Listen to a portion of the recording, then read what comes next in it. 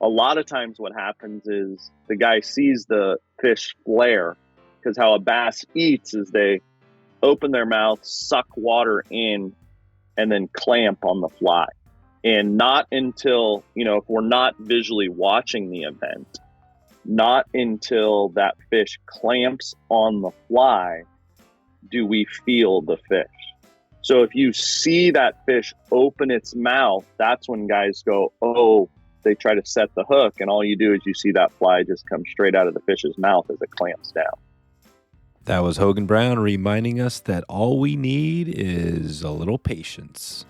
River striper tips and the most diverse state by species today on the Wet Fly Swing Fly Fishing Show. Welcome to the Wet Fly Swing Fly Fishing Show, where you discover tips, tricks, and tools from the leading names in fly fishing today. Hey, how's it going today? Thank you for stopping by the Fly Fishing Show. Please take a quick moment and visit us on Facebook, wetflyswing.com/Facebook, and you can connect with the private group there. Just kickstarting the group over there, so come on over and ask a question for an upcoming guest. Before we get started, let's hear from our sponsors. Angler's Coffee roasts a full range of coffees with one goal in mind, delivering excellent coffee to every single angler. With a blend for every taste, a dry dropper on-the-go teabag option, and a roast sampler, you know Joe at Anglers has you covered.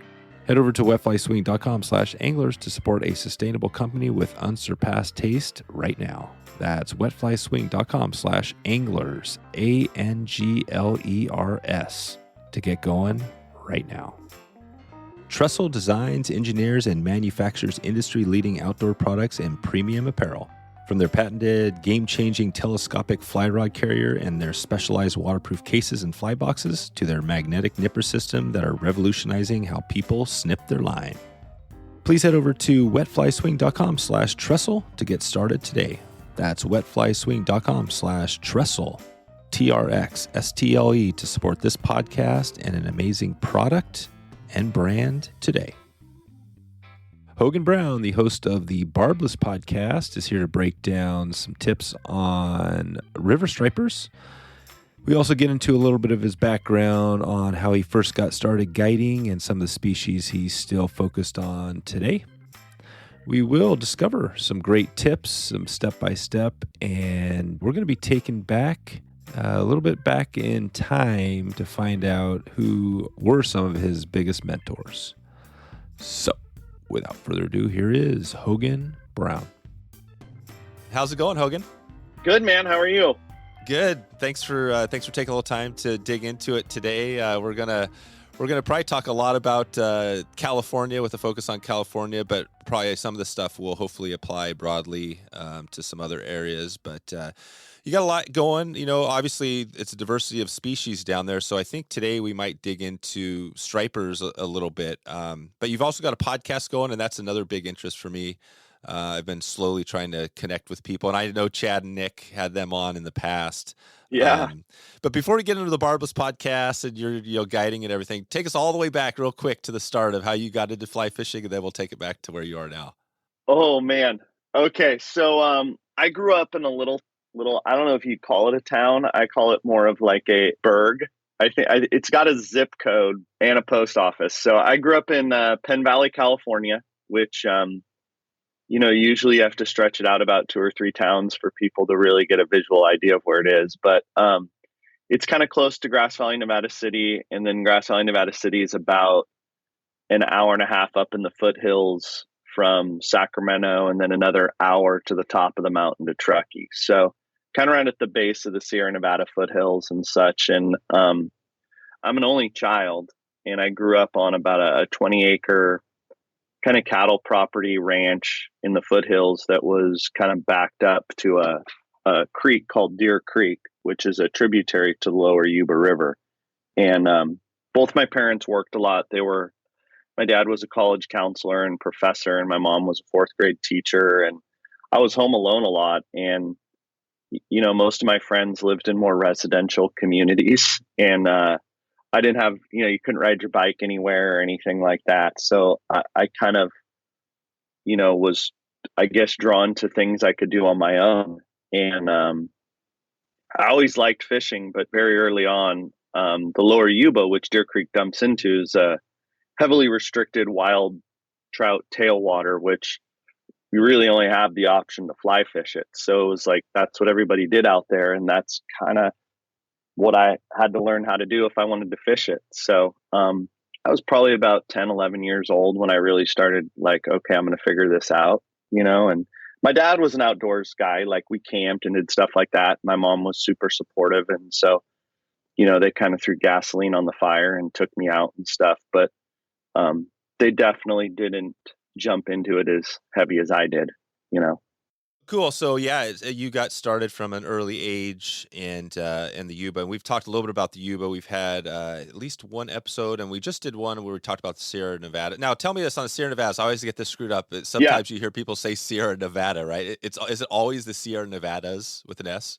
Man, I always say Nevadas because it's I think of Nevada. Well, I honestly I say Sierra Nevadas because it's so big, it has to be plural, but like, yeah, it's a giant mountain range or whatever. Yeah, but I don't know what Nevada translates to, so I don't know if it is plural. Nevada, for all I know, Nevada could translate to multiple mountains in some other region. That's right. Okay, good. This is good to know because on that last episode, I was trying to figure out the title, and I was like, okay, I think it's Sierra Nevada, but I guess it could be either. So I guess I won't feel bad if somebody calls me out on it. Yeah, no, most people in our region, if you say Sierra Nevada, they're thinking of a beer, not a mountain range. And I think when people say Sierra Nevadas, that clarifies that it is the mountain geographical region, not the, beer. That's right. That's what it feels to me. Yeah, it feels like Sierra Nevadas is the better way. So, okay. Yeah. So either way, you grew up in a pretty amazing place and started fishing early, and then once you got in, I mean, from there, so you're a kid. When does this become for you? Where you see this like as a business? Oh man, I started working in a fly shop. There was a fly shop in downtown Nevada City where I worked. It's now not there anymore. It kind of changed hands and names, but Nevada City Anglers was right in downtown Nevada City, about 30 minutes from my house. That's kind of like the town we would go, get groceries and such in.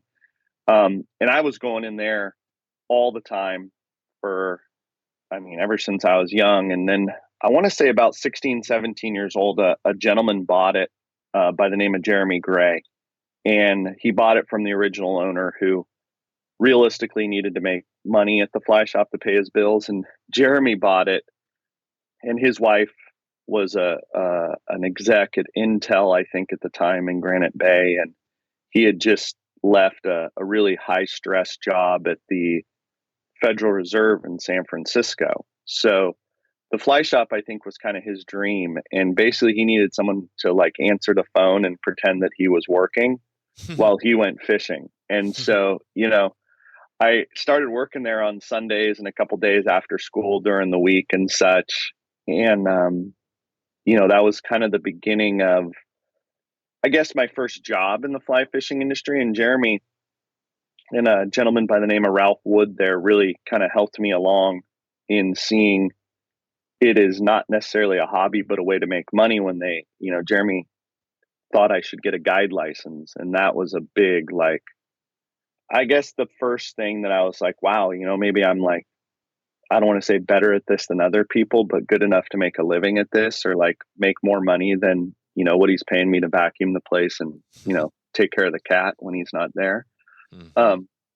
So yeah, I got my guide license right around 17, 18 years old. And that was, you start guiding at that age and, your other buddies are making like $5 an hour, at the movie theater or flipping burgers. And I remember I was making, $275, $300 a day. And that was a big, like, oh, wow. Okay, let's do this. So that was it. That was it. So you jumped into guiding, and what was that? Take us there. Like, it sounds like you just jumped into it and you felt good, because I know I've heard a lot of guide stories where people sometimes love it and sometimes not so much. But did you like right away? It sounds like you just knew it was the thing. Yeah. I just, at the time I was, I went to high school and I didn't get into any big colleges or nothing. So I was just kind of taking community college classes, right? My local community college. And, I know exactly what you're saying. And I jumped into it and I didn't. Never even thought about it. Yeah, I was so hungry to learn everything I could. I saw fly fishing as just and I still see it this way, 30 some years later or whatever, like this unending puzzle of something that I need to figure out and learn. It was one of those few things in my life that just presented this continuous challenge. Not that a lot of things don't present challenges, but it was one of those things that presented a challenge and that I could actually figure out. Like, I wasn't a really good student. I mean, I was a decent athlete, but I was never, I was middle of the pack and never seemed to get out what I put in. And, fly fishing really felt like this thing that, like, I was putting in the effort and I was really getting a lot out of it. And guiding just afforded you that opportunity to spend more and more and more time on the water, you know, and that's all I really wanted to do at that stage in my life. I just wanted to be on the water. That's cool. Yeah, that is Yeah. a really cool story because I mean, you found that thing that you're kind of your passion that you're good at, and who, if you're getting into fly fishing, doesn't want to get more time on the water, and then once you got into the guiding, how did you? Because you do have so many species, there's so many things to do in California throughout the whole year, right? How did you, when you first got going, were you just starting out with like a trout sort of thing, or how did that all evolve? Because now you're like the striper, right, is the big thing. Yeah. So, I mean, I think, I had a lot of good mentors in my life coming up in the industry that really kind of pointed me in the direction. And, Jeremy and Ralph Wood, Ralph was a wade fishing guide and guided the North Fork of the Yuba a lot. And I started guiding the North Fork of the Yuba a lot and spending time on that and doing a lot of walk and wade stuff. But, the reality is in our area, the kind of the place people wanted to go was the Lower Yuba River. That was it's a trophy tailwater, 2 hours from Sacramento, hour and a half from Sacramento, and, 2.5 hours from the Bay Area. And Jeremy and a buddy of his, Dennis Carlson, started teaching me how to row a drift boat. And that was, that kind of put me on the course of being a Lower Yuba drift boat guide. And it was, I was out there with a lot of guys that were 20 years older than me. And, there was not a lot of young people in fly fishing at the late 90s, early 2000s. And so I kind of had to cut my teeth among some of the, as I say, gruffer gentlemen on the river.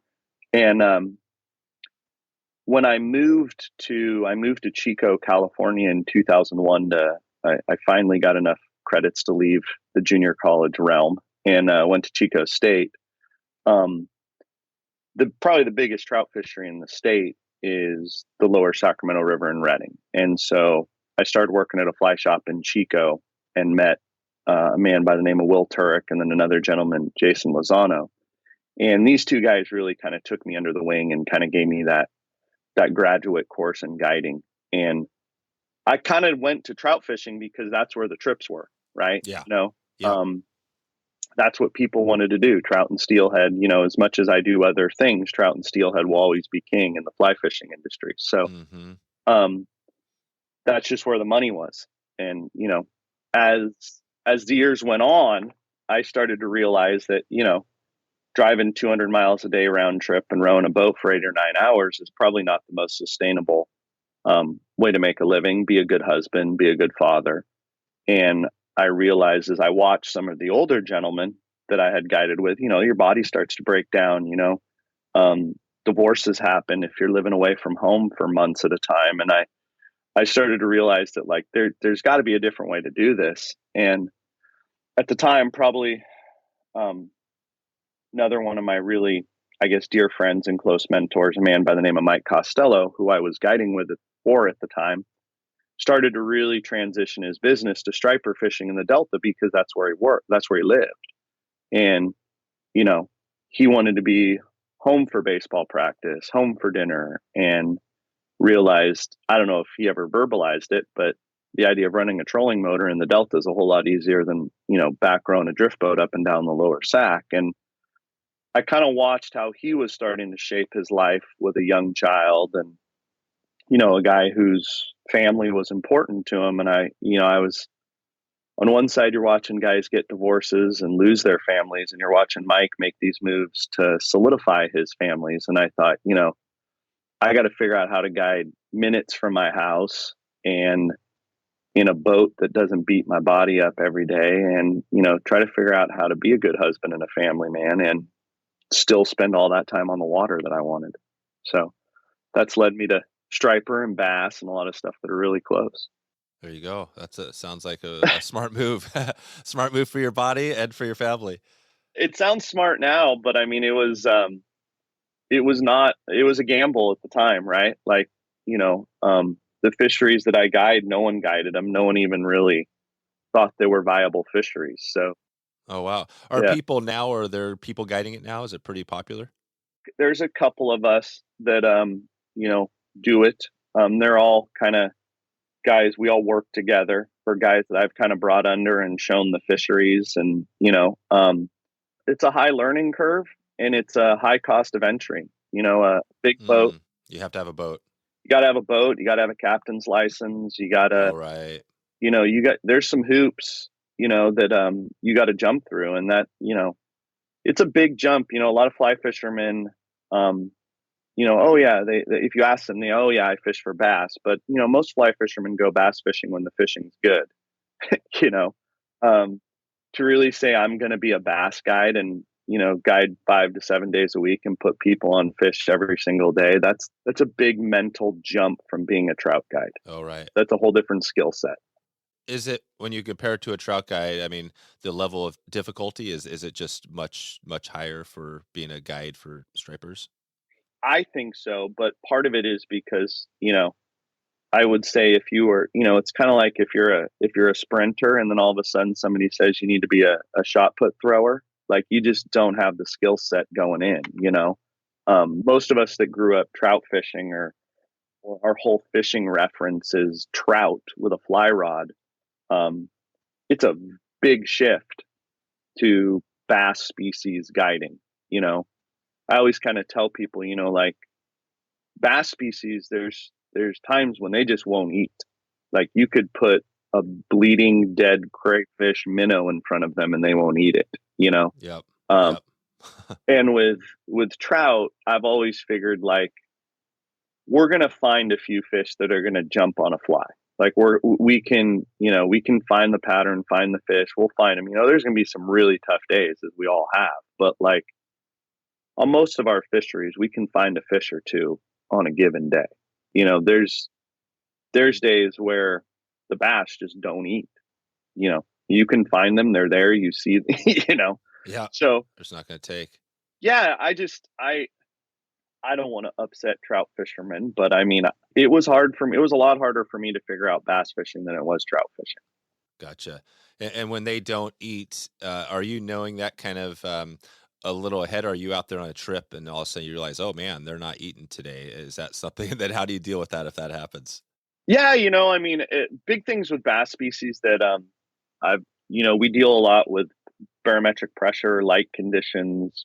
You can kind of look at the barometer in those transitional seasons in the spring and the fall and kind of know what's going to happen, But there's definitely days in the summer when the weather's been beautifully stable for months, and then all of a sudden you're like, they ain't eating today.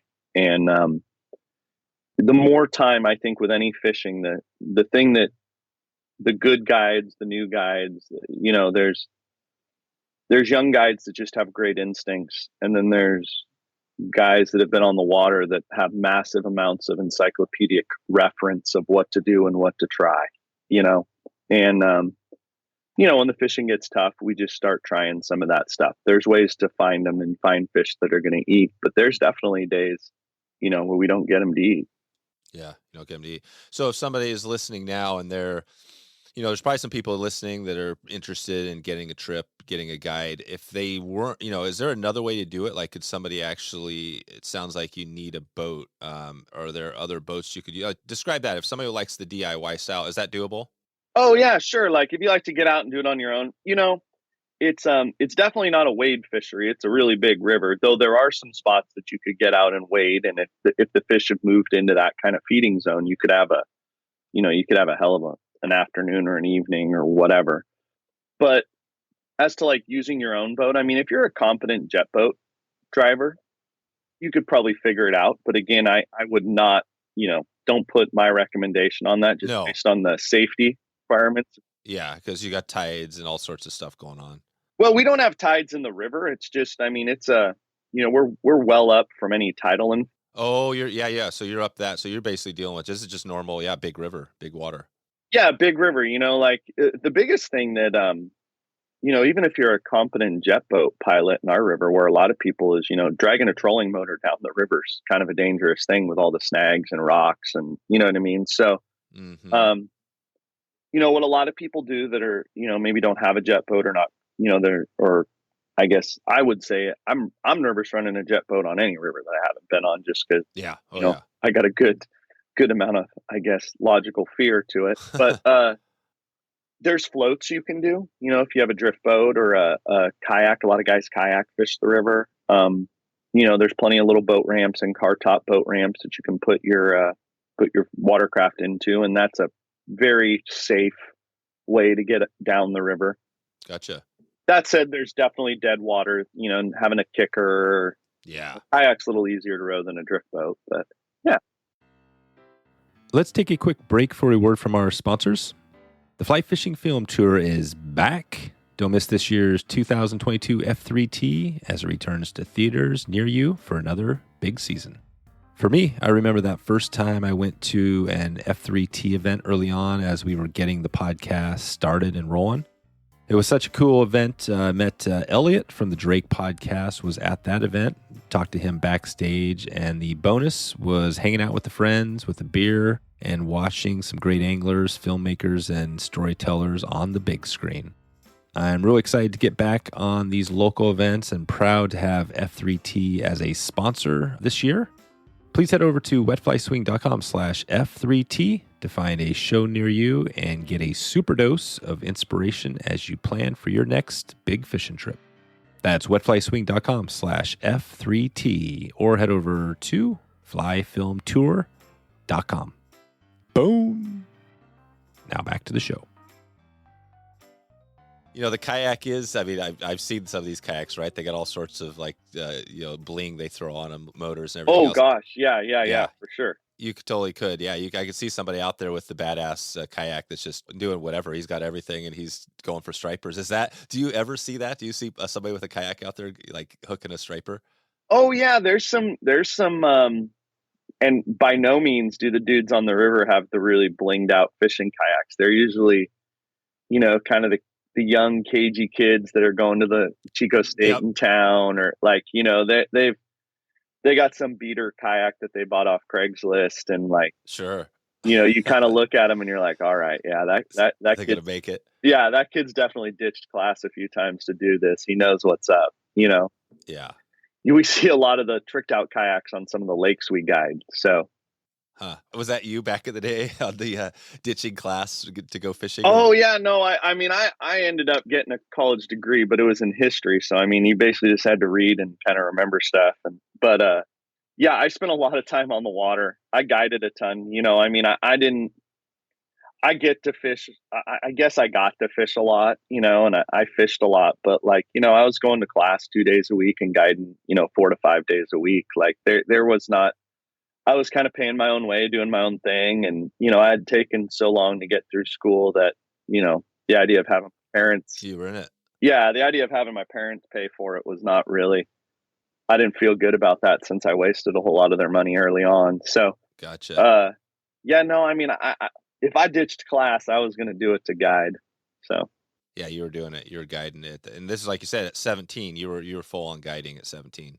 Yeah, I was 17, 18. I really forget. I mean, there was an area there where I was probably shouldn't be guiding, but I was going and guiding and getting paid under the table and doing all those things you do at a small fly shop in a small town. So, yep. Doing it, just doing it, making it happen. Nice. Yeah. Well, I want to dig into a little more on the river stripers and Sure. that whole thing, and we'll kind of let it go. Let's see what other topics we can dig into. But take me to before we get into it, the Barbless podcast, because I definitely I met Nick up at IFTD a few years ago, met Chad, and I know Nick. We had him on the podcast. Talk about how that came to be, because I don't know that story. Oh, sure. So I've known Nick. Me and Nick, gosh, so Nick's a pretty. That whole story I just told, Nick went to Chico State, worked in Oh, wow. Yeah, there's 2 fly shops in Chico. I worked at one, Nick worked at the other. I think me and Nick have known each other probably for 20 years and kind of, just bopped along through life, kind of, in the same town, in the same kind of area. I met Chad through Nick when they started up the Barbless podcast. And, Chad's an incredibly intelligent human being, probably Yep. one of the most successful and smartest people I know. And, they wanted to start the podcast, and I said, "Hey man, I'll support you guys in any way. This is great. Help, I'll be on it, help you out, introduce you to people, give you a list of cool people, whatever." And so it just kind of started out as like 2 of your buddies doing something that was pretty cool and just trying to help them and support them. And then maybe a year or so ago, 2 years ago, I don't know, I forget, Chad, asked me, he's like, "Hey, would you want to come and host some episodes?" And I was like, "Yeah, I mean, I don't have time to do anything else, but I'll show up and talk." And, and I told him at the time, I was like, you guys do some pretty high level stuff. Like, I always told those guys, I'm like, dude, your podcast, like, I can't multitask, and your podcast, like, I got to listen to. And, they're dense. There's information, like, you do your homework, and like, there's a lot of effort and time put into it. And that's not going to be my podcast. Like, I'm going to call my buddies and BS with them, and we're going to talk about interesting stuff. And they're like, great. yeah. And like, so they were like, yeah, that'd be awesome. So I started hosting some podcasts with those guys. And then, life kind of took those guys in different directions. Nick had his second kid, and, Nick's got 2 kids in diapers, 2 boys, which Wow. And Chad was looking to make a change. He wanted to get out of California. He was going to move to Arizona, and Chad was just like, "Hey, do you want to take over the podcast?" And I'm like, wow, that sounds like a ton of work, but I kind of want it to live on and, continue to be what it is. And so Chad dropped off a box of stuff in my house and really didn't give me much of a choice. So I was like, okay, well, I guess I'm going to do this. And, I've changed it. It's not, I can't put in the time and energy to it, as you probably, know what it takes that Chad and Nick put into it. I basically, and I'm pretty upfront about that. Like, I've been in the fly fishing industry now well over 20 years, and I basically try to bring on interesting guests that I've met in the industry, and kind of new people too that are doing cool new stuff. So much of fly fishing is, I guess, the calendar image, or the, if you thumb through Instagram, Right. The average angler is going to see 100 pictures of stuff that they don't have the money to go do. You know what I mean? And I kind of try to go against the grain and bring people on that are doing new and interesting and different stuff, and doing stuff that we can all do, or, so. Nice. No, I'm glad you kept it going. I know when Chad, because we were talking there, and he was, he was going big on the podcast, and then, it kind of came quick. It was like, oh, it's like he's heading out. And I was a little worried, because you always hate to see a good podcast go away, I think, so it's good to see you kept it going. Has it been, now that you got it rolling a little bit, are you doing like every bi-weekly, or how are you doing your? Yeah. I was doing one every 2 weeks, and I'm kind of back on that. It's one of those things where, like, if it becomes work, it's not fun. Yep. And, my goal is to put one out every 2 weeks, but, life and family and work come up. It's a soft release date, I guess, so, I took a few weeks off over Thanksgiving. I got a few in the can. I'll probably pump out over the next couple weeks, and then, who knows? We'll see. I try to make it fun. So if it's not fun and it's work, then defeats the purpose. Nice. What is one, I'm just curious, like, episodes wise, that you've done solo that has been one that's really resonated with, either your listeners or just yourself, that you remember? Or oh yeah, for sure. I always gravitate towards people doing different stuff, and, finding their own way and doing their own thing. And, I talked to George Revel, a good buddy that I knew for a long time. And, George Revel grew up in Redding, California, and now owns a fly shop in San Francisco, like in the heart of the city. And one of George's things that he told me right around the time he built the shop, I mean, it's his shop, he didn't buy it from anybody, was that his goal was to get people to fish locally, not drive hours out of the city. Oh, So wow. his whole thing is to, pioneer surf fishing underneath the Golden Gate Bridge and all these crazy little backwaters of the San Francisco Bay that people can, take BART to and buses to. And, and he's done it. I mean, he's probably grown fly fishing within the city of San Francisco exponentially over, the course of his time running the fly shop, because he's created access that people can go fish like before work or on a Saturday morning, or, they don't have to, drive 3 hours out of the city to find fishable water. So that one, listening to George talk about that and how he did that was really interesting. Then another one, it's going to release this week. I interviewed these guys. They create these videos called the Bus Diaries, and interviewed a guy by the name of Adam who's in charge of them. And these guys buy short bus school buses off Craigslist and completely retrofish them and then go live and fish out of them for like months at a time. Did you say retrofish or retrofit? Retrofit. Like they gut these school buses and turn them into, they basically turn them into like RV, That's amazing. And then go live and fish out of them for weeks and months at a time. That's amazing. I think the word that came to me, I thought I heard you say was retrofish, which actually might be a new word we could create here. Yeah, they definitely fish. I don't know how retro fish they do, but yeah. So Chad and Nick's podcast was super educational, and they found these incredible guests. And yeah, they had species they dug into. Like, do you do the species biology stuff? I do to some degree, but it's like, those aren't the podcasts that I enjoy listening to. So those aren't the podcasts that I do. I mean, I totally get it, but like my podcast listening is while I'm doing like 3 other things, right? Like, and I just don't have the bandwidth or the time, because those podcasts, like, it's like reading a book. Like, you want to sit there and listen to that thing. Like, I've found with certain podcasts they did, I'd take notes. I mean, it was like rehashing a college lecture. Yeah. Yeah.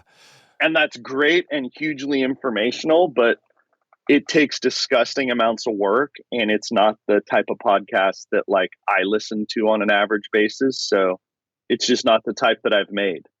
I always think of it, I've said this before, but the 3 E's, when you're podcasting or probably doing anything, but you got to have kind of at least a couple. Well, you got the educational, entertainment, and emotional, right? So when you're doing an episode, you gotta have at least one. If you don't have one of those, then you're really in trouble. And having 2 is really good. If you can get all 3, then you're like knocked the episode out of the park, right? So So it sounds like you're going more to the well, there's education, I'm sure, but also entertaining, right? You guys are just having a chat and people are listening while they're driving, and it's kind of getting to know some new places. And absolutely. And I always, I mean, there's definitely an educational point of it, of, the episode with Adams from North Alabama, the guy from the Bus Diaries, and like learning about fishing in North Alabama. Like I had no idea, the guy's a really sharp cat, and I had no idea, but North Alabama has the most species of freshwater fish of any other state. Oh, wow. There's more species of freshwater fish in Alabama than any other state in the Union. And it also has more species of crayfish than any other state in the Union. So like you throw those 2 together, like that's a pretty cool state to fish in, and like, so, we didn't break down to the depth that like Nick and Chad used to break down, but like there's definitely educational stuff, in there. Yeah. Yeah. You dig into it. You're probably more just like how I do it. I like to now, we've spent a good chunk of time. I love hearing the background, like the podcasting, right? This is, for me, it's interesting because I have a podcast. I love to listen to how you did it. And then also people listening here are probably going to shoot over to the Barbless, right? And check out that episode with Adam, right? It's because it sounds interesting. Yeah. That'll go up Monday, assuming nothing catastrophic happens, or Wednesday. Oh, good. Yeah. Well, and these are always retro because we're doing Totally. This episode won't go live probably for a month and a half or something like that. Gotcha. But no, this is great. Well, let's dig into something on stripe, just because I know some people are going to want to hear some of that educational stuff. Sure. So take us in. It sounds like, a big part of this is obviously, if you want to do it right, calling you or somebody who could really get you out there, but there's a few other ways to do it. Let's just bring it to the water and talk. If somebody was coming in like tomorrow, or let's just start there. First of all, talk about timing. So if somebody was going to do a trip, they called you and they said, hey, I want to go for stripers in the river. What do you tell them? When's the best time? When would they book that trip? So, our stripers in the Sacramento River, there's a migratory run of fish that comes up out of the bay in the spring. So that's like March, April, May, depending on the spring in Northern California, which is, hitting a moving target on most years. And then we have our resident population. So then we have fish that live in the river 365 days out of the year. And the best time that I always tell people is about May through October. Best striper fishing usually results when you have consistent weather conditions. So, once you get into that kind of mid to late May through first part of October, that's where you have the most consistent weather conditions throughout the year. You can definitely in September and October start to get into some, barometric swings and pressure fronts coming in, and you can even get into that in the late May, first part of June, but those are bookends. We fish all winter, but winter is incredibly volatile. We're actually having a winter this year in Northern California. So that's right. Yeah, I heard you guys are getting some rain. Yeah. Or, well, that's southern even, right? But yeah, you get some weather. Yeah. So I mean, like on a normal winter, the river will blow out from say November to April. You just can't fish it. It's too much rain. We're down in the river system. So, it is a dam controlled river, but, the amount of tributaries that dump into it, will blow it out with, for most of the winter. So, first of all, timing, I'd say most people shoot in like June, July, August, September, Yep. Okay. So June, July. So that's good because now we're swinging around, December, January, and it'd be a good time to connect with you and say, hey, I want to get out there in whatever, June, July, August. So what do you tell somebody if kind of book a trip now, getting ready for that? Is there anything they need to be getting prepared for? Oh yeah, sure. No. So, I mean, it's, the beauty of what we do is it's as close to like big game saltwater fishing as anyone I think can get in a freshwater environment in our area. We throw 9 and 10 weight rods with, shooting heads and, big, sometimes heavily weighted, sometimes not kind and, just that setup right there for most trout anglers is a big jump, right? So, kind of getting comfortable with the bigger rods and the bigger flies and the shooting heads and being able to, cast distance. Our fish are, stripers, unlike largemouth or other types of bass, are not structure oriented feeders. So our fish hunt.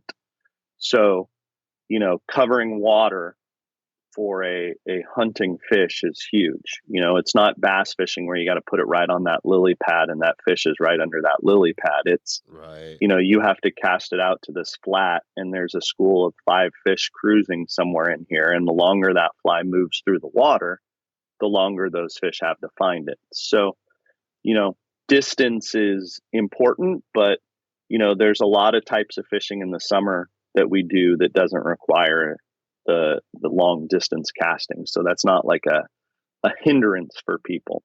The other thing, the big thing for a lot of our guys that come out that are, coming from a trout or steelhead background is the ability to strip set. You have to strip set stripers. You can't lift the rod and trout set them. And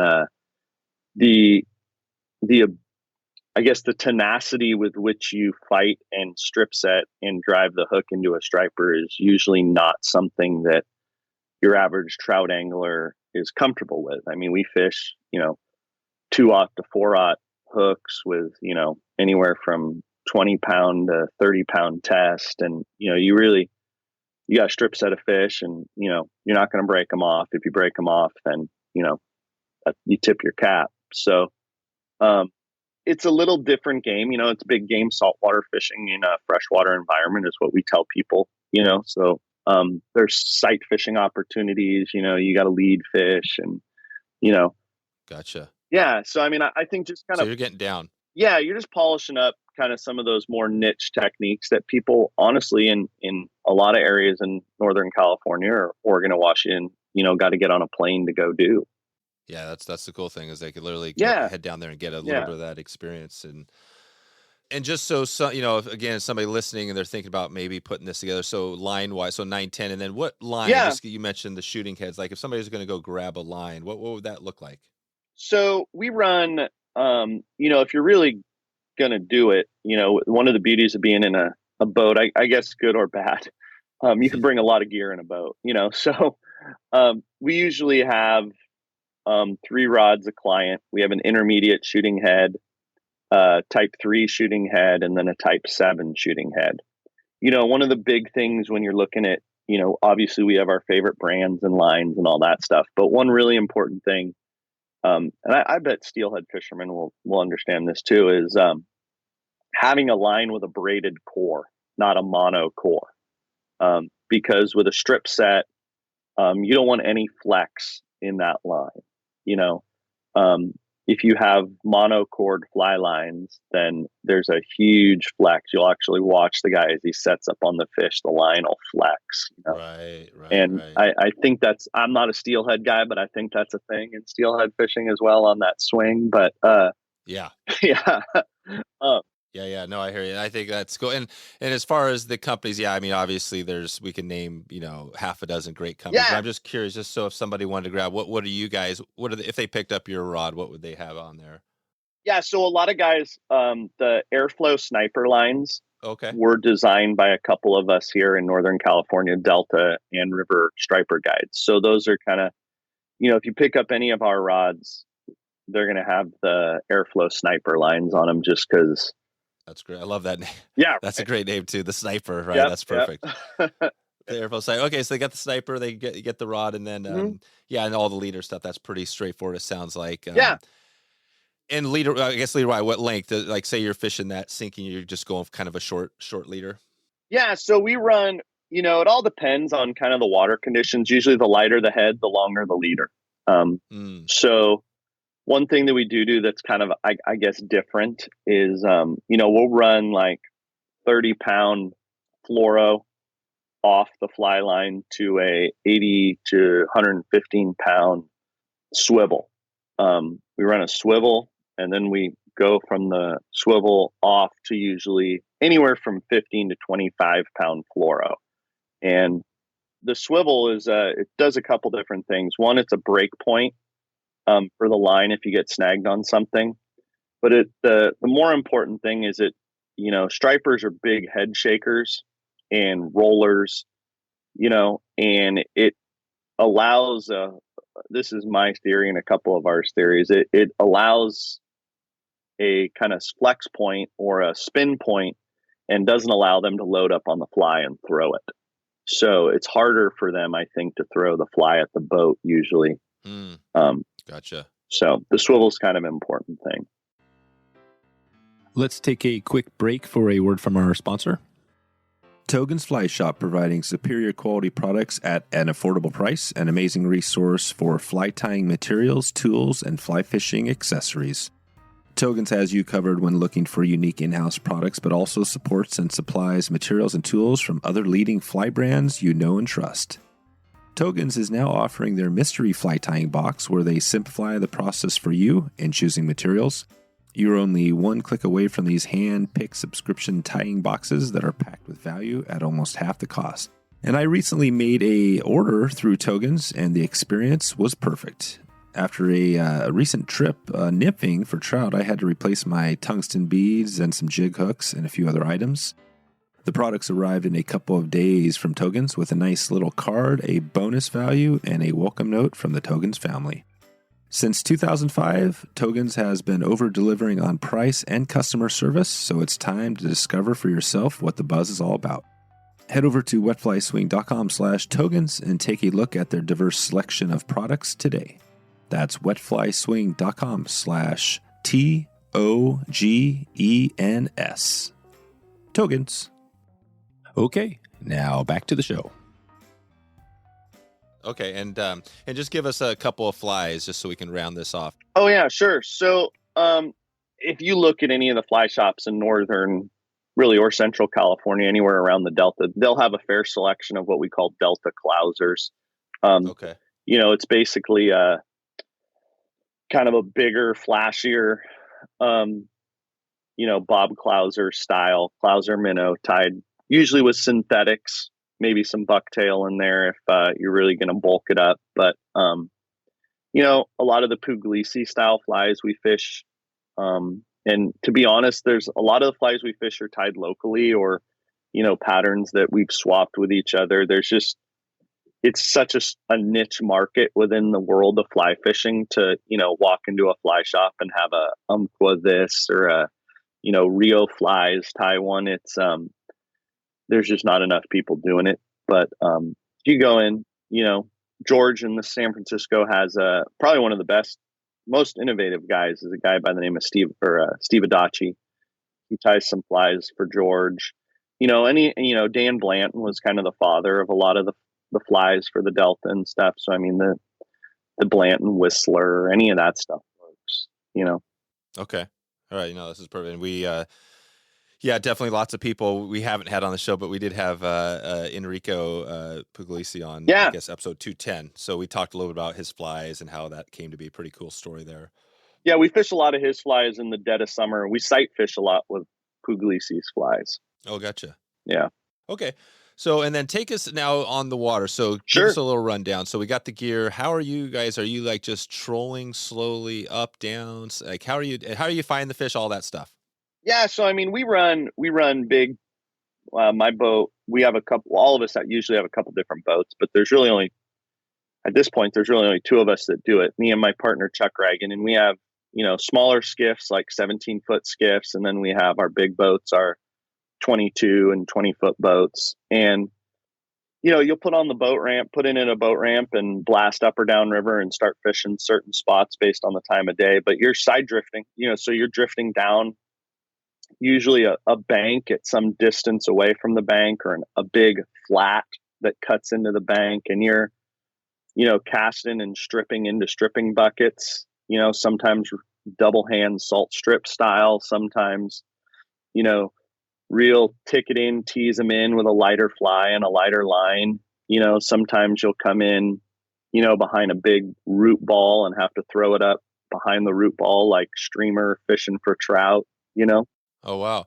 Are these different than, because you mentioned that they're not necessarily cover oriented like a bass, but they still do occasionally you target. I guess I think of that, like, how do you find those fishes, or is it just something that you've over years have dialed in where they are? Oh yeah, no. So how do we find, we basically work up the food chain first. So, we basically work up the food chain. I mean, we spend stripers go to places in the river to eat.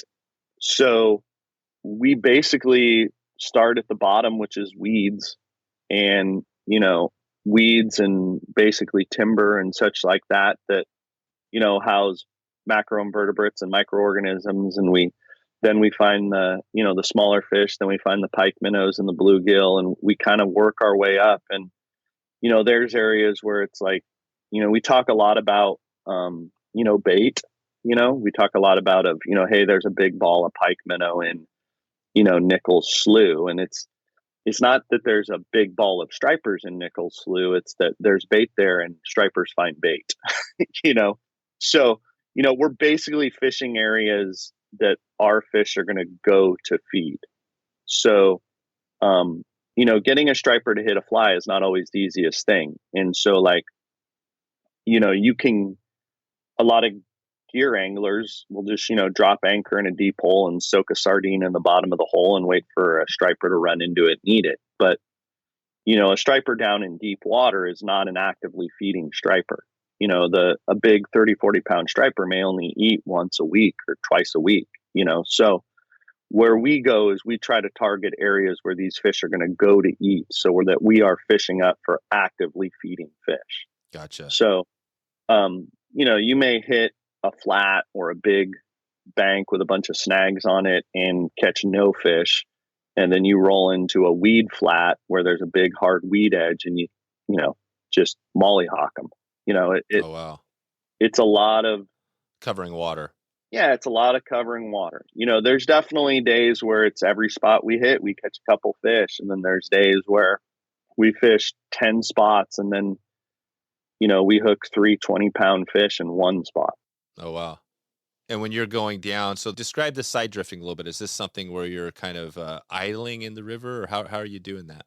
No. So a lot of times it all depends on the current we're in, but we run a bow mount trolling motor. And so a lot of times you're drifting with the current and kind of keeping the boat at the same speed of the current, like you would probably for a trout angler. Like rowing, back rowing. Yeah, it's very similar to fishing streamers, casting out, stripping it in,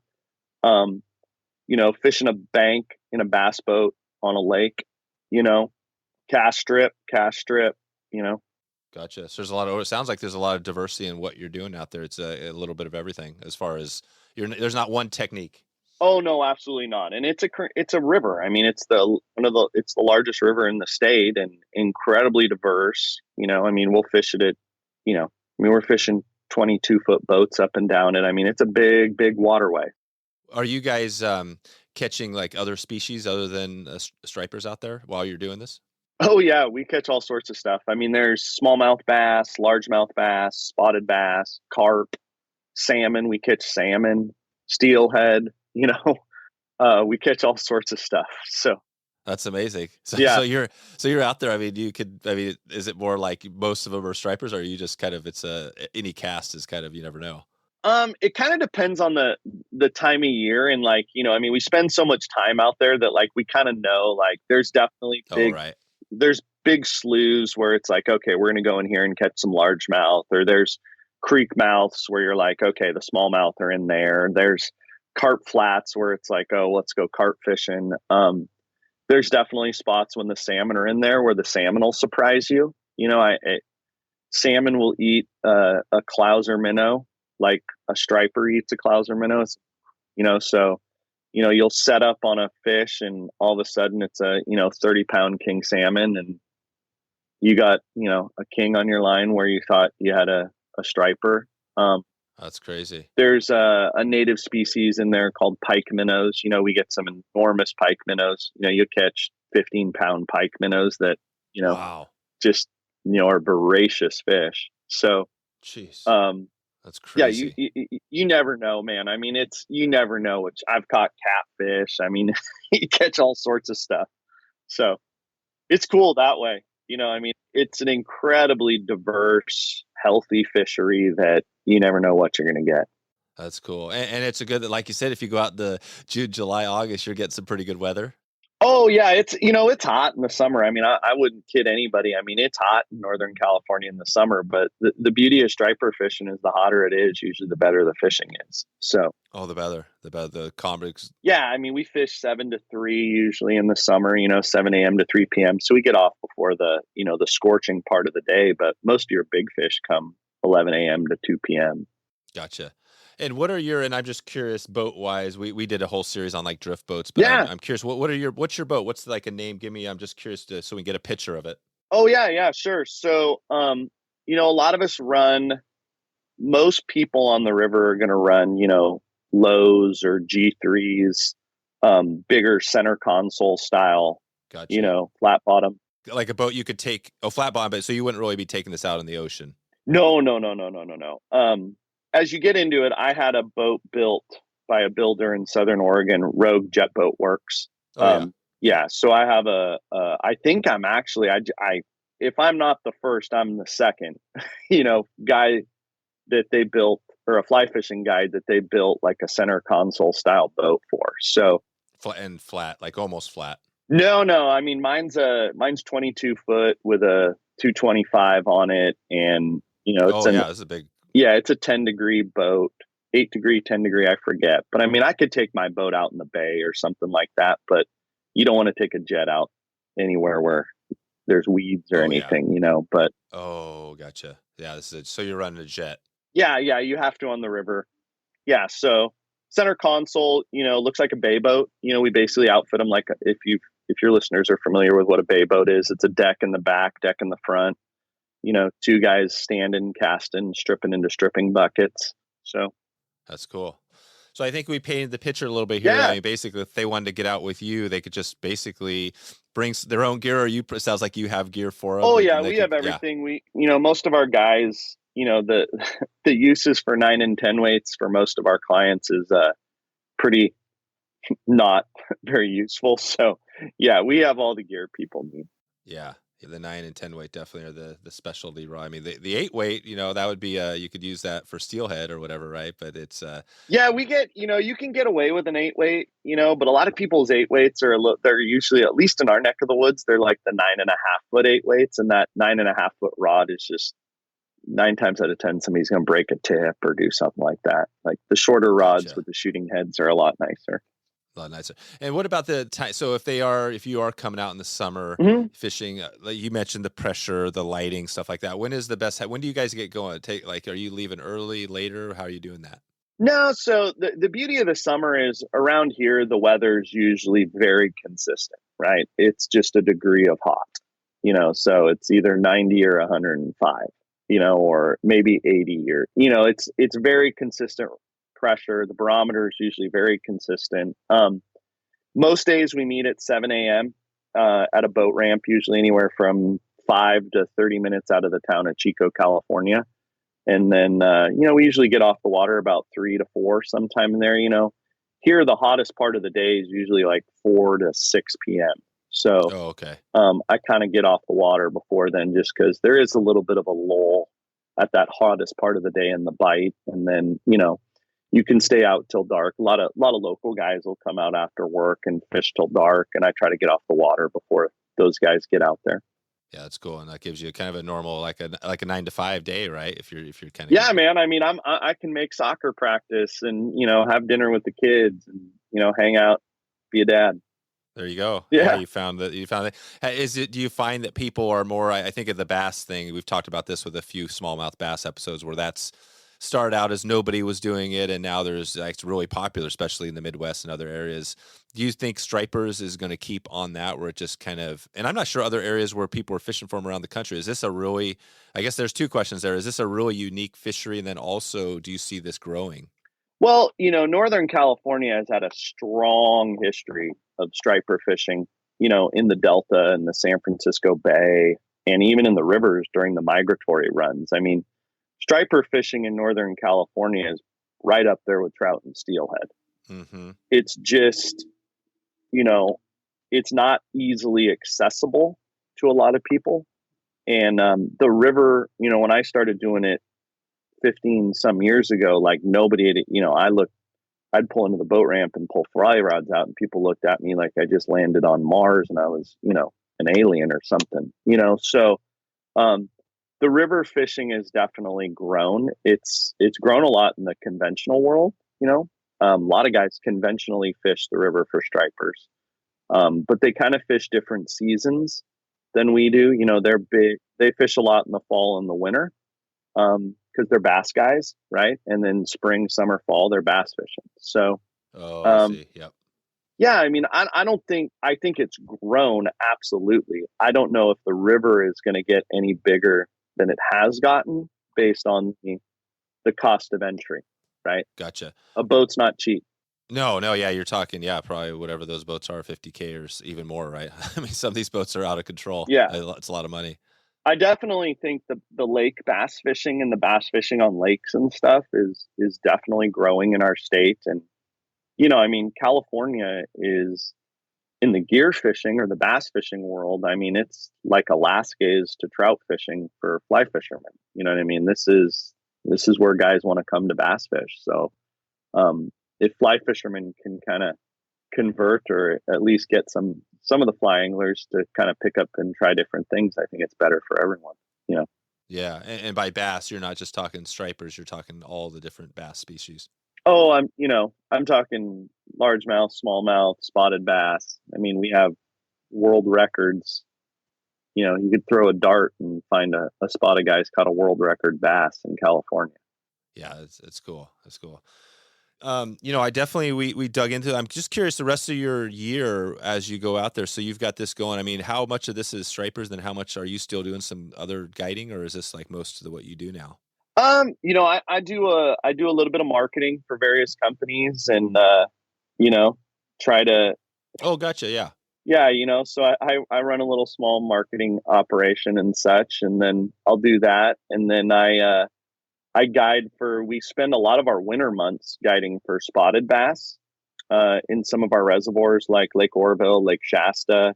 And then I still spend, I'll be on the Lower Yuba this week. I mean, I spend a lot of time guiding my home water. That's probably about the only trout fishing that I'll do anymore is guide the Lower Yuba, just because that's where I grew up, and I spend some time in the winter on that.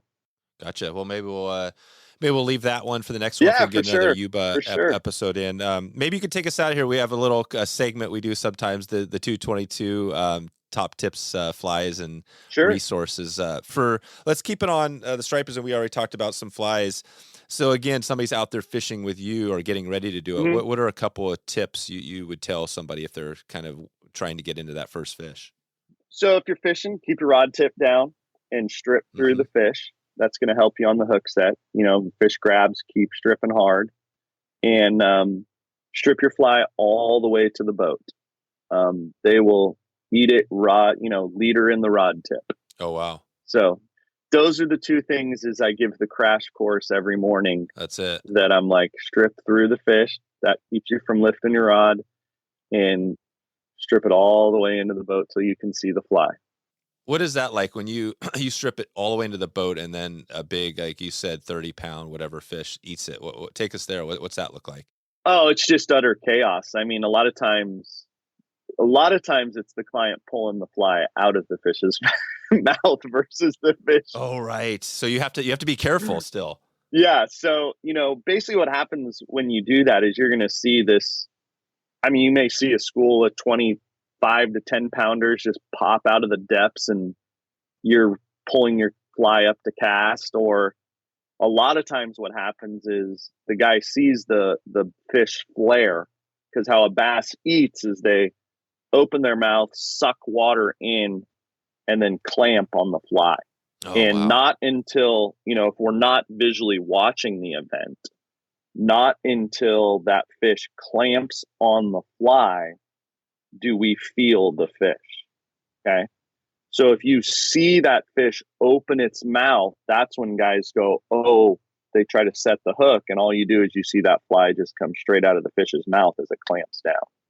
And that's where the heartbreak ensues. So you got to wait to feel the fish, strip through the fish, wait to feel it. So wait to feel. So strip. So you're stripping in, and then you feel it. Then you really do a big strip set all the way as far as you can. Yeah. Then you hammer them. As I say, you want to lobotomize them. So. That's right. This is cool. And then give us a couple of resources. Obviously, it sounds like there's not maybe a ton, but if you were to send somebody out to somebody, sure, another book, magazine, video, fly shop, whatever, where would you send those people? Is there a couple other resources out there that could dig in? Yeah, absolutely. If you can find any of it, Mike Costello and John Sherman wrote a really great book. John did all the photography, and Mike Costello wrote the book on fly fishing the Delta. Oh, cool. That's a great book out there. I think it's out of print, but you could probably snoop around and find some. Sure. Dan Blanton runs a website and a message board, which is basically all striper dudes. Many of them, from the older generation, with just full of knowledge. Dan's a good resource. He's kind of the godfather of it. And Fly Fishing Specialties in Sacramento kind of sits right in between. They sit right on the American River, which is another great striper river. And then, an hour or two to the Delta, I guess Sacramento, 45 minutes to the Delta, and then an hour up here. They have all the gear you would possibly need to do any of the striper fishing in Northern California. So there you go. That's great. Awesome. And what about for you? Do you have, I'm not sure if you get out or have any plans to have another, a bucket list destination trip. Do you have anything, or do you stick pretty close to home? Man, I stick pretty close to home. I have a 11 and a 13-year-old boy. So oh, wow. We fish every opportunity we can. And, I'm not, I feel like there's so much still to learn on the waters that I guide and I fish that I just, if I have the opportunity, I go where local, because it just still is so interesting to me and so much I feel I can learn, you know?